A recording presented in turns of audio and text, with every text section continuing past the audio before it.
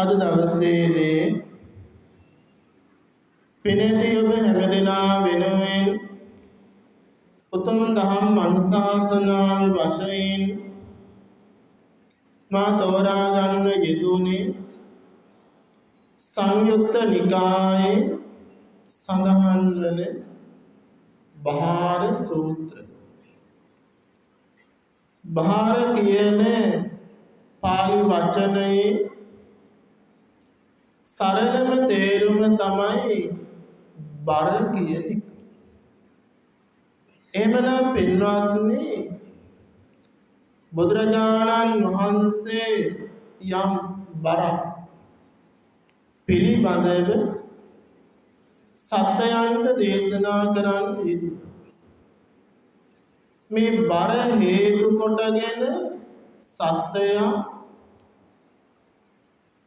සසර ගමන සැරිසරනවා. සසරින් අත් මිදෙන්න හැකියාව නැති වෙලා තියෙනවා මේ බර උසුලාගෙන යන නිසා. බුදුහාමුදුරුවෝ පින්වත්නි සවැත් නුවර වැඩ වාසය කරන කාලේ මේ සූත්‍රය දේශනා කරන්නේ.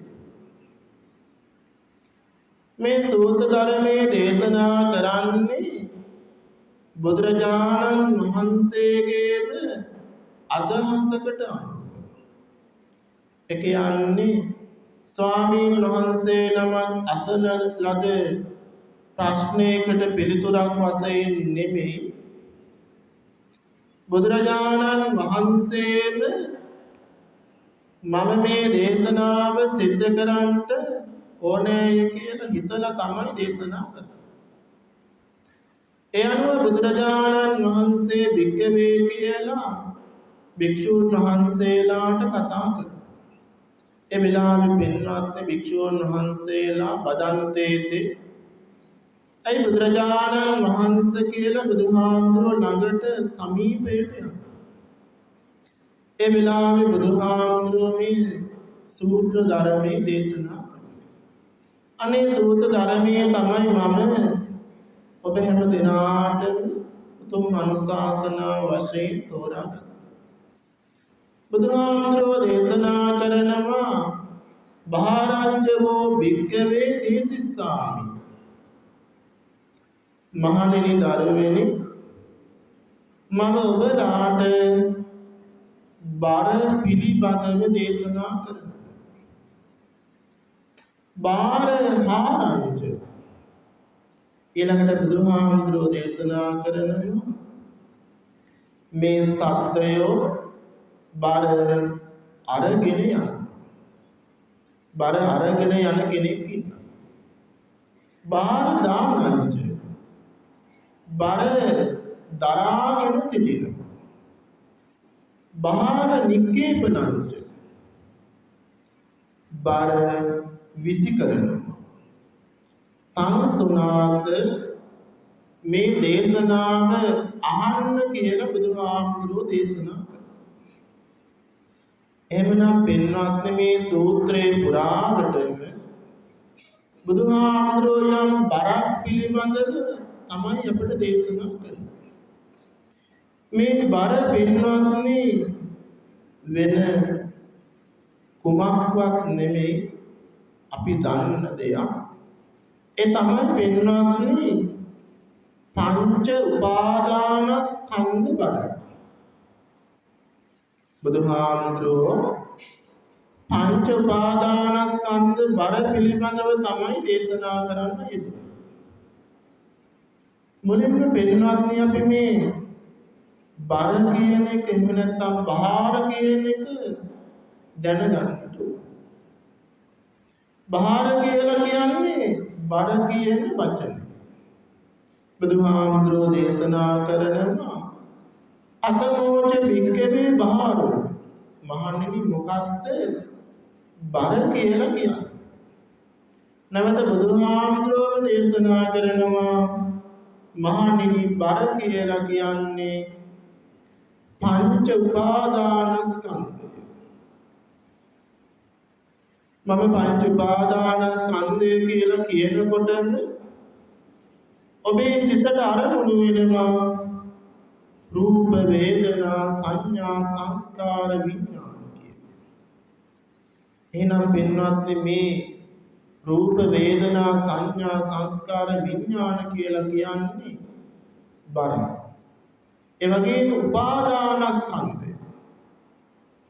මුලින්ම බුදුහාමුදුරුවෝ දේශනා කරනවා රූප උපාදානස්කන්ධය.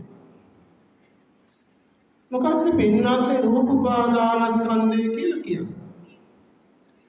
රූපය කියලා කියන්නේ අපි ඇසට පෙනෙන දේ. එමනම් ඇසට පෙනෙන හැම දෙයක්ම හඳුන්වන පොදු නාමයට අපි කියන රූප කියලා. එනම් මේ රූපය තුල යම් බරක් තියෙනවා. පින්වත්නි මේ රූපය හැදිලා තියෙන්නේ සතර මහා භූතයන්ගෙන්. පඨවි, ආපෝ, තේජෝ, වායෝ. එමනම් මේ පඨවි, ආපෝ, තේජෝ, වායෝ කියන සතර මහා භූතයන්ගෙන් හැදිච්ච රූපය අපි පින්වත්නි ග්‍රෑම් වලින් කිලෝග්‍රෑම් වලින් අපි බර මනිනවා. දැන් අපේ ශරීරයක් පින්වත්නි රූපයක්. එමනම් අපි කියනවා මගේ බර 70යි 80යි 90යි මේ ආදී වශයෙන් අපි රූපයේ බර මනිනවා. දැන් පින්වත්නි රූපයේ බර පිළිබඳව අපිට යම් වැටහීමක් තියෙනවා. ඊළඟට බුදුහාමුදුරුවෝ දේශනා කරනවා වේදනා උපාදානස්කන්ධය. වේදනාවෙන් යම් බරක් තියෙනවා. මොකද්ද පින්වත්නි වේදනාව කියලා කියන්නේ? සුඛ වේදනා, දුක්ඛ වේදනා, අදුක්ඛම සුඛ නැත්නම් උපේක්ඛා වේදනා. දැන් පින්වත්නි දුක් වේදනාවල බරක් තියෙනවා. අපිට පින්වත්නි ජීවිතේ දරන්න පුළුවන් වේදනාවක් තියෙනවා. හැබැයි පින්වත්නි වේදනාවට සීමාවක් නැහැ. ඒ කියන්නේ අපිට දැනෙන වේදනාව මෙපමණයි කියලා අපිට කියන්න බෑ. ඔබ හිතන්න යම් කෙනෙකුට පින්වත්නි සුව නොවන රෝගයක් තියෙනවා. හැබැයි සුව නොවන රෝගයක් තියෙනවන ඒ රෝගය පින්වත්නි හේතු කොටගෙන මොකද වෙන්නේ? යම් කෙනෙක් පින්වත්නි තමන්ගේ ජීවිතේ නැති කරගන්න පුළුවන්. ඒ වේදනාව විඳින්න අකමැති නිසා දිවි තොර කරගන්න පුළුවන්. දැන් අපිට තේරෙනවා වේදනාවේ බරක් තියෙන බව. ඒ වගේම තමයි පින්වත්නි යම් කෙනෙක් අප්‍රියයන් සමග එකතු වුණොත් යම් කෙනෙක් විරසකයක් ඇති වුණොත් සමහර වෙලාවට තමන්ගේ ජීවිතේ විනාශ කරගත් අවස්ථා අපට ඕන තරම් අහන්න දකින්න ලැබිලා තියෙනවා. මේ තමයි පින්වත්නි වේදනාවේ බර. දැන් යම් කෙනෙකුට හිතන්න පුළුවන් සුඛ වේදනාවෙන් බරක් තියෙනවද කියලා. සුඛ වේදනාවෙන් බරක් තියෙනවා.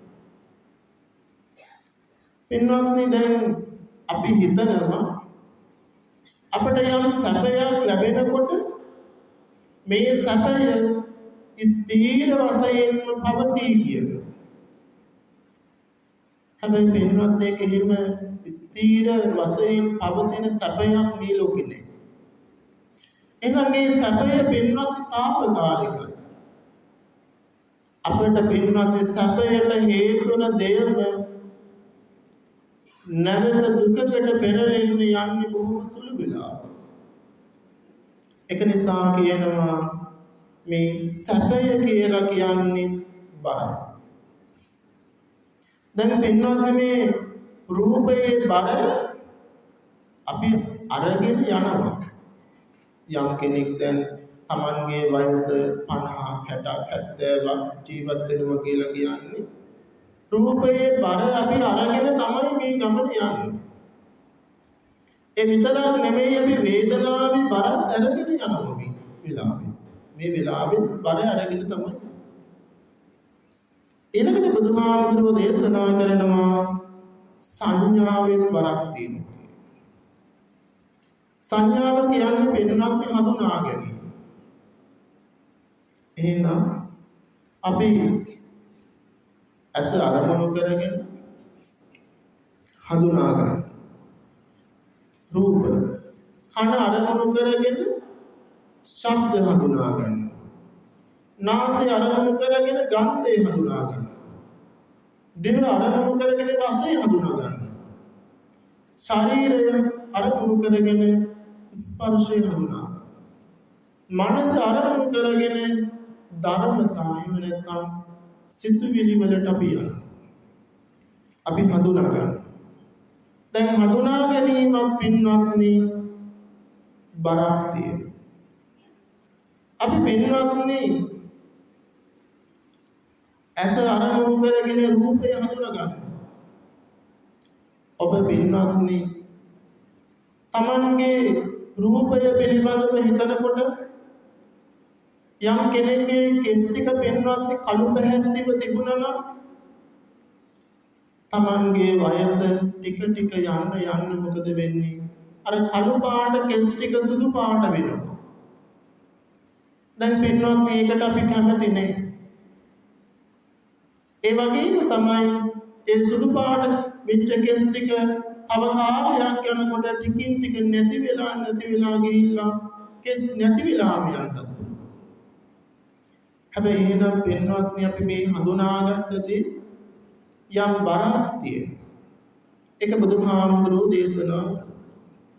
ඊළඟට බුදුහාමුදුරුවෝ දේශනා කරනවා සංස්කාර වලත් බරක් තියෙනවා. මොනවද පින්වත්නි සංස්කාර කියලා කියන්නේ? පුඤ්ඤාවි සංස්කාර, අපුඤ්ඤාවි සංස්කාර, ආනෙන්ජාවි සංස්කාර, කාය සංස්කාර, වචී සංස්කාර, මනෝ සංස්කාර. මේ විදිහට සංස්කාර තියෙනවා. එමෙන්න සංස්කාර කියන්නේ පින්වත්නි සකස් කරගන්න දේ. අපි පින්වත්නි අකුසල් සංස්කාර කරනවා. අකුසල් සංස්කාර වලට විපාකයක් තියෙනවා. ඒ කියන්නේ අකුසල් සංස්කාරේ යම් බරක් තියෙනවා. ඔබ දන්නවා පින්වත්නි එදා ලෝතුරා බුදුරජාණන් වහන්සේගේ දවස අජාසත් රජතුමා හිටියා. අජාසත් රජතුමා පාප මිත්‍ර ආශ්‍රයයකට වැටිලා තමන්ගේ පිය රජතුමා මරණයට පත් කළා. ආනන්තරයේ පාප කර්ම වලින් එකක් තමන්ගේ ජීවිතේ සම්පූර්ණ කළා. දැන් පින්වත්නි මරණයට පත් වෙනකොටම නිරය තමයි උරුමේ බවට පත් වෙන්නේ. එහෙනම් අපිට තේරෙනවා අකුසල සංස්කාරයේ බරක් තියෙනවා. ඒ වගේම තමයි පින්වත්නි කුසල සංස්කාරයේ බරක් තියෙනවා. ඔබ කුසල් කරලා මනුස්ස ලෝකෙ ඉපදුණා.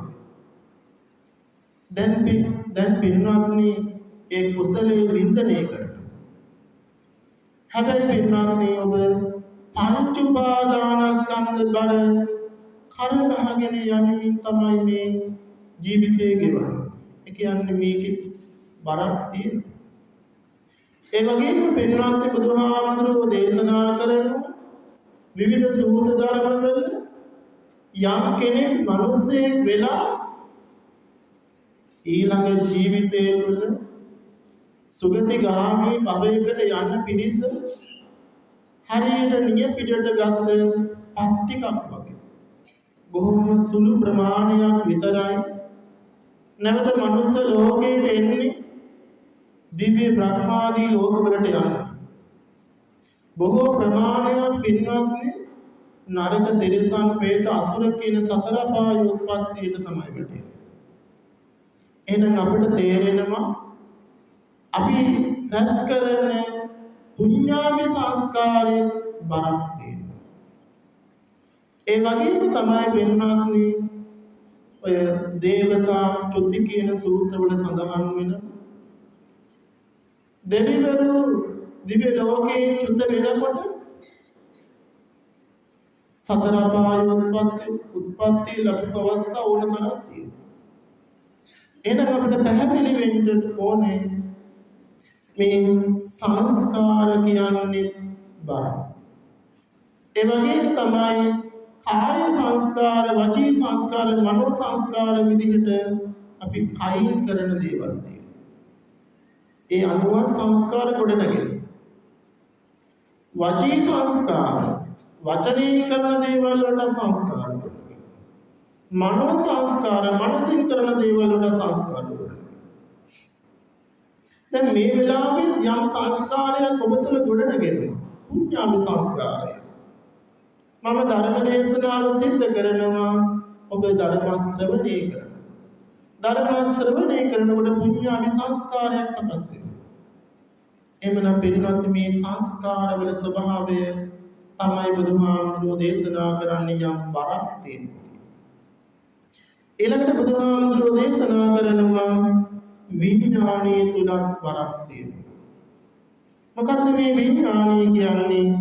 චක්කු සෝත ගාන දිවහා කාය මන කියන විදිහට ඇස කන නාසය දිව ශරීරය මනස මෙන්න මේ ටික උපයෝග කරගෙන පින්වත්නි චක්කු විඥානය සකස් වෙනවා. චක්කු විඥානය කියන්නේ ඇහි ස්වභාවය. ඒ කියන්නේ ඇහැට රූපයක් දැක්කහම තමයි චක්කු විඥානය සකස් වෙන්නේ. කනට ශබ්දයක් ලැබුණාම සෝත විඥානය. නාසයට ගන්ධයක් ලැබුණාම ගාහන විඥානය. ඒ වගේම තමයි ශරීරයේ ස්පර්ශය ලැබුණාම කාය විඥානය. මනසට ධර්මතාවට කෙනෙකුට මනෝ විඥානය. දැන් මේ විඥානය තුල යම් බරක් පිළිබඳව බුදුහාමුදුරුවෝ අපිට දේශනා කරනවා. එහෙනම් අපිට පැහැදිලි වෙනවා පින්වත්නි පංච උපාදානස්කන්ධය තුළම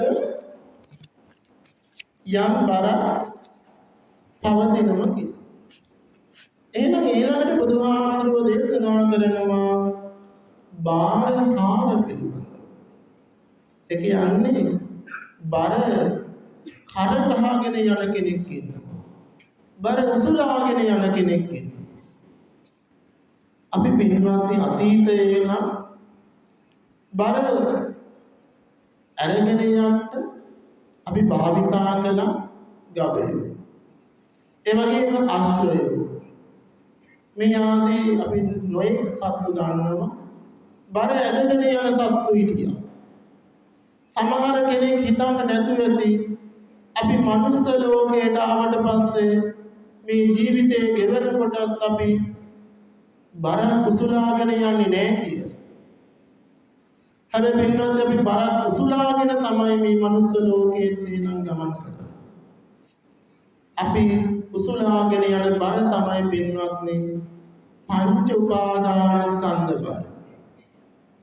එමනම් පංච උපාදානස්කන්ධ බර උසුලාගෙන තමයි අපි මේ මනුස්ස ලෝකේ ගමන් කරන්නේ. ඊළඟට බුදුහාමුදුරුවෝ දේශනා කරනවා බාහිර දාන පිළිබඳ. ඒ කියන්නේ පින්වත්නි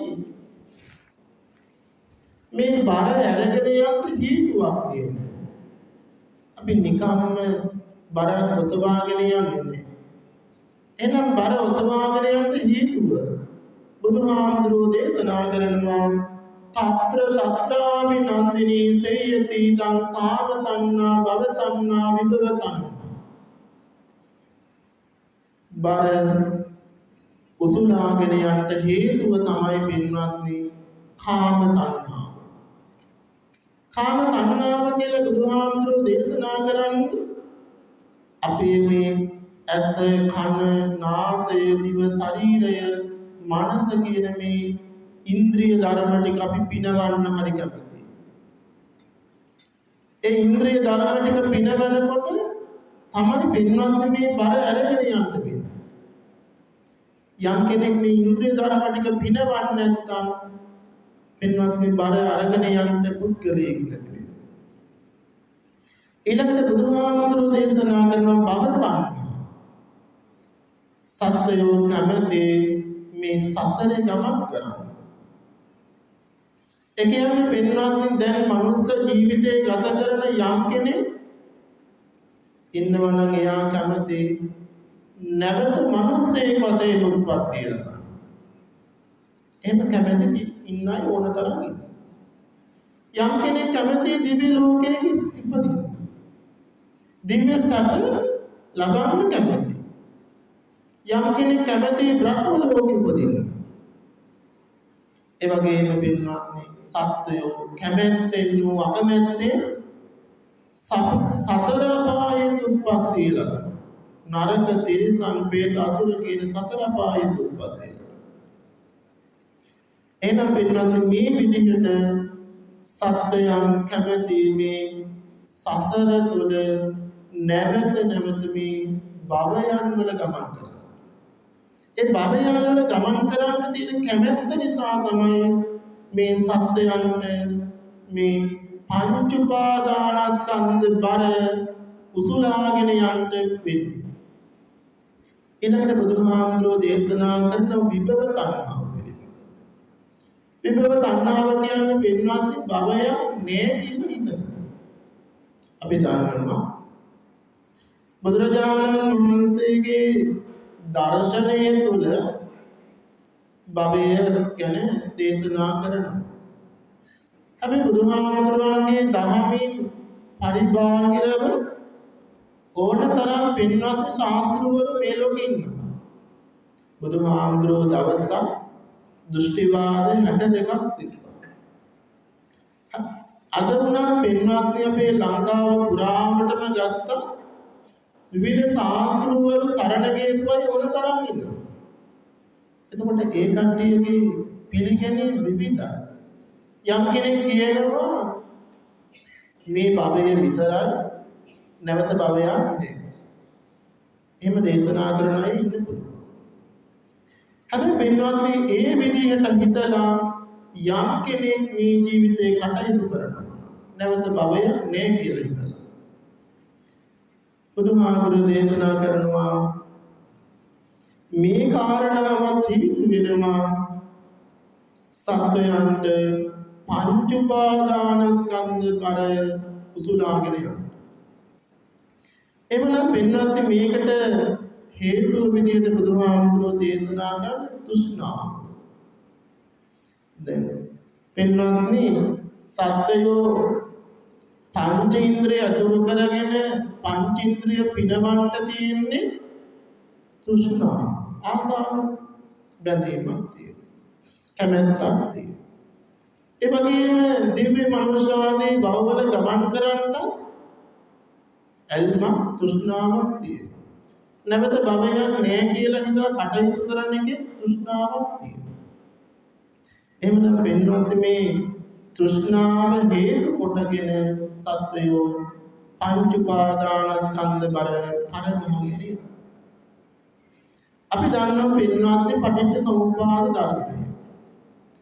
පටිච්චසමුප්පාද ධර්මයේ දන්න කෙනෙක් නම් එයාට මේ වෙලාවේ විමසන්න පුළුවන් තණ්හා පච්චය උපාදාන. උපාදාන පච්චය භව. භව පච්චය ජාති. ජාති පච්චය ජරා මරණ. එමනම් පින්වත්නි මේ කාරණාව අපිට පටිච්චසමුප්පාද ධර්මයට එකතු කරලා බලන්න. ඊළඟට බුදුහාමුදුරුවෝ දේශනා කරනවා බාහිර නික්කේපය. ඒ කියන්නේ මේ බර විසිකිරීම. අපි පින්වත්නි මේ අරගෙන යන බර විසිකරන්න නම් මොකද කරන්නේ? බර විසිකරන්න නම් පින්වත්නි අපි මේ අපේ ළඟ තියෙන පංච උපාදානස්කන්ධ බර අපි පින්වත්නි ස්වල්පයක්වත් ඉති කරන්නේ නැතුව අයින් කරලා දාන්න. බැහැර කරලා දාන්න. නිරෝධය කරලා දාන්න ඕනේ. ඇලෙන්නේ නැති ස්වභාවයකට අපිපත් වෙන්න. එහෙමනම් ඒ ස්වභාවයටපත් වෙන්න නම් පින්වත්නි අපි මේ රූප වේදනා සංඥා සංස්කාර විඥාන පිළිබඳව හොඳ අවබෝධයක් තියෙන්න. ඒ අවබෝධයට ආවම තමයි අපිට පංච උපාදානස්කන්ධය බැහැර කරන්න පුළුවන්කම ඇති. පළවෙනි එක තමයි රූපය. රූපය කියන්නේ සතර මහා භූතයන්ගෙන් සකස් වෙච්ච දේ. එමනම් මේ රූපය තුල පින්වත්නි අපිට අපේ කියලා අල්ලගන්න පුළුවන් දේ ඇති වෙනවා. ඒ වගේම වේදනාව බුදුහාමුදුරුවෝ විවිධ විදිහට දේශනා කරනවා. ඇසේ ස්පර්ශයෙන් වේදනාව සකස් වෙනවා.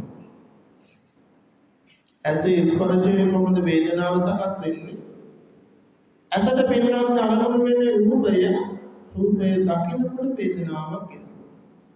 අපි කියන සුඛ දුක්ඛ වේදනා සකස් වෙනවා. ඒ වගේම පින්නත් කනේ ස්පර්ශයෙන් වේදනාවක් එනවා. කනට ඇහෙන ශබ්දය අනුව වේදනාවක් සකස් වෙනවා. ඒ වගේම තමයි නාසයේ ස්පර්ශයෙන් වේදනාව සකස් වෙනවා. නාසයෙන් දැනෙන දේ. ඒ වගේම තමයි දිවේ ස්පර්ශයෙන් වේදනාව සකස් වෙනවා. සුඛ දුක්ඛ වේදනාවන් ටික ඇති වෙනවා.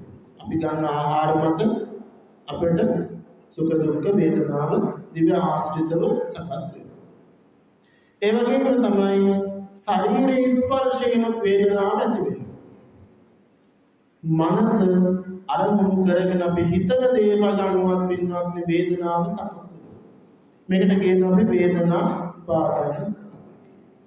ඊළඟට පින්වත්නි සංඥා බුදුහාමුදුරුවෝ දේශනා කළ රූප සංඥා. රූපය පිළිබඳව හඳුනාගෙන වේදනාව පිළිබඳව හඳුනා ගැනීම, ශබ්දය පිළිබඳව හඳුනා ගැනීම, ගන්ධය පිළිබඳව හඳුනා ගැනීම, රසය පිළිබඳව හඳුනා ගැනීම, මනස පිළිබඳව හඳුනා ගැනීම.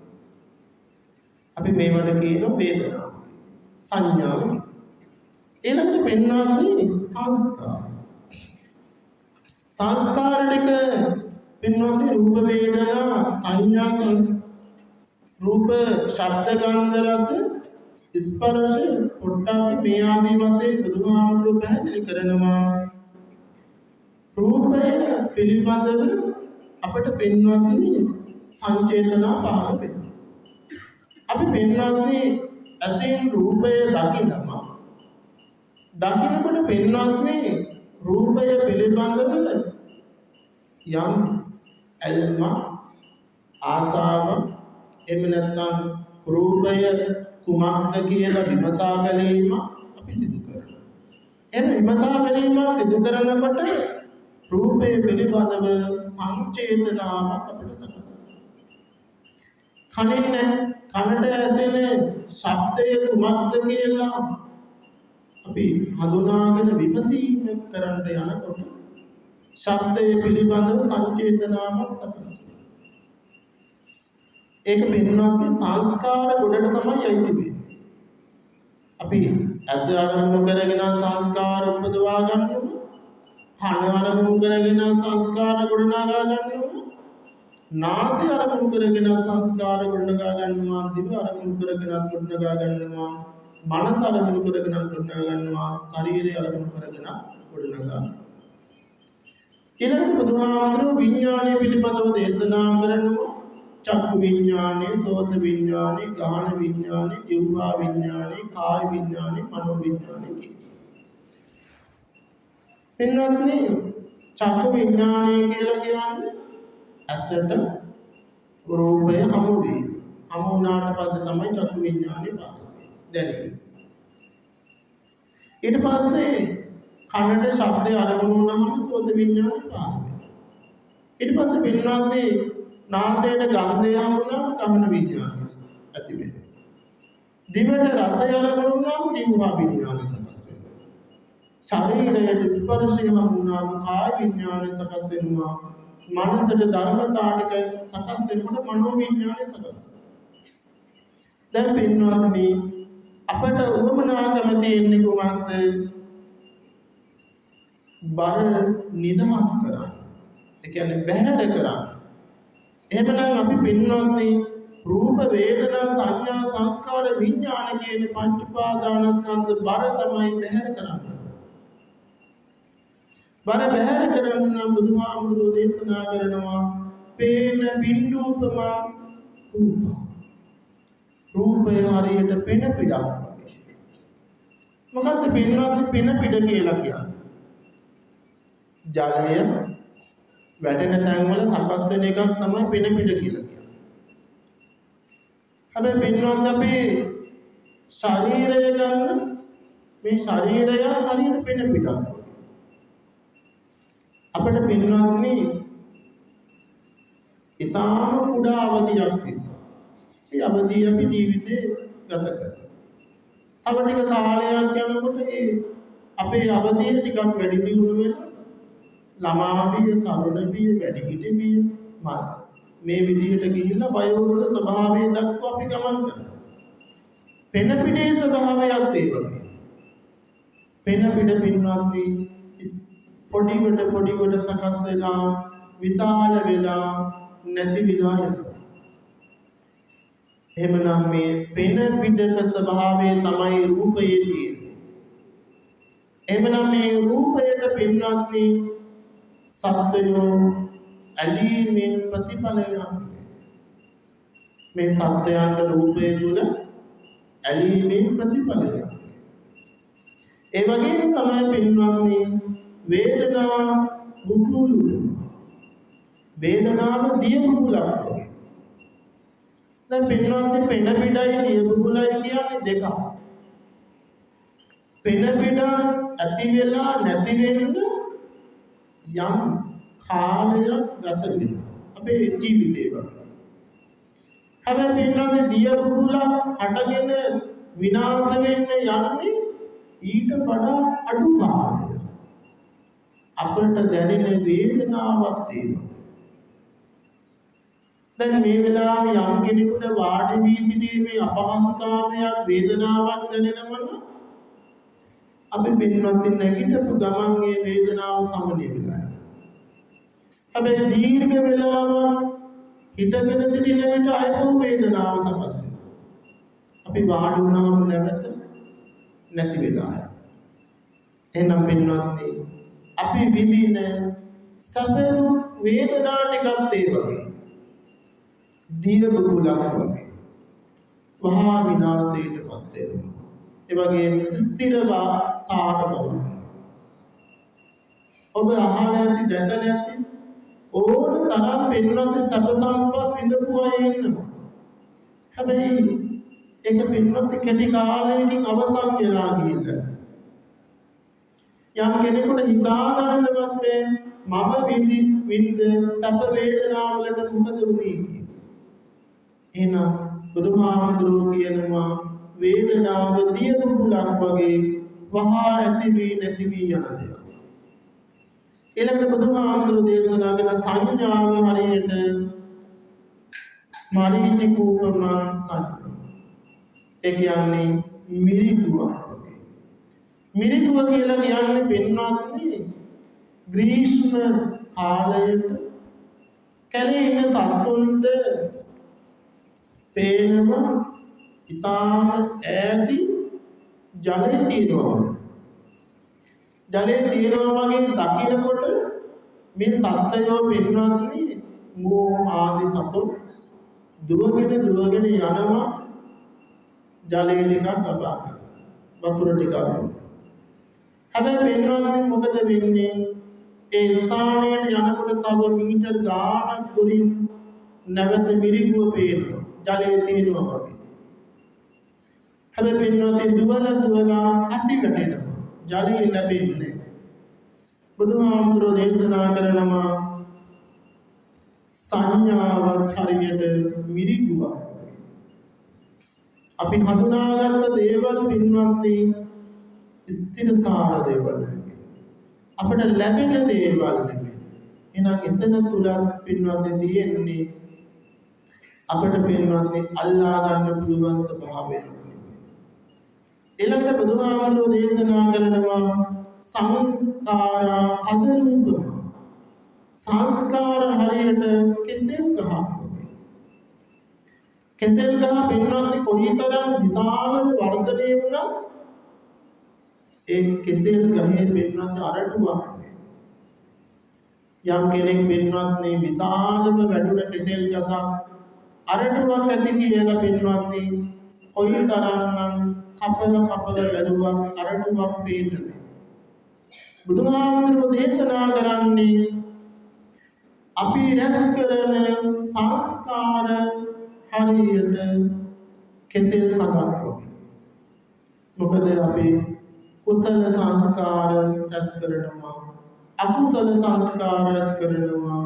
හැබැයි පින්වත්නි මේවා කිසිම වෙලාවක අපට කිසිම ප්‍රයෝජනයකට ගන්න පුළුවන් දේවල් නෙවෙයි.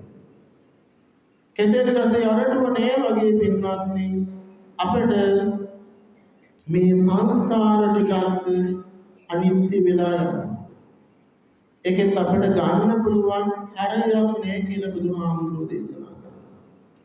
ඊළඟට බුදුහාමුදුරුවෝ දේශනා කරනවා මායෝපමංච විඥානං. විඥානය කියන්නේ හරියට මායාවක් වගේ. අපි දන්නවා පින්වත්නි මායාව කියලා කියන්නේ ඇස්මෙන්.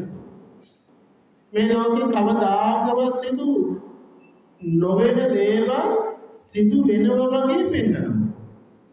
අපි ඕන තරම් ඇස්මෙන් වලට අහු වෙලා තියෙනවා, අපි දැකලා තියෙනවා. බුදුහාමුදුරුවෝ දේශනා කරන විඥානියත් ඒ වගේ.